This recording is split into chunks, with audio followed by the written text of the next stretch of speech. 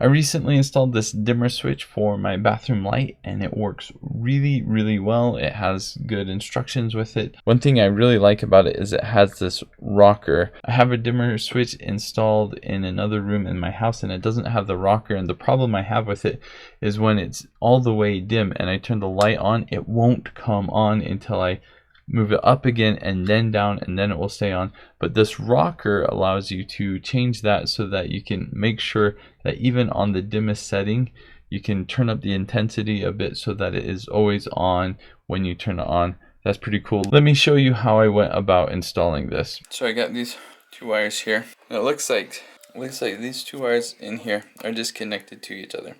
So I'm assuming the wire here is going to the light switch. So this is not the live wire. Really the only way to know for sure though is to put this in the off position and then use a wire tester like this. So I'm going to turn this on and that should not beep. That is not live. This should beep. That is live.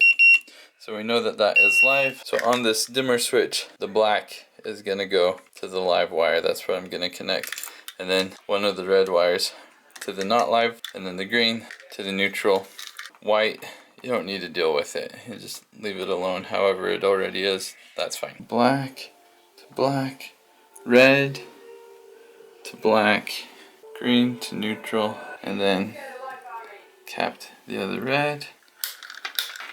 Awesome. So obviously how easy or how difficult this is to install kind of depends on your current setup, but I found once I understood my wiring setup, this only took a couple minutes to install. Really easy to install. It looks really nice on the wall. Really nice dimmer switch. As I've said, I have other dimmer switches in my house and I like this one more than the other ones I have. It just works really well.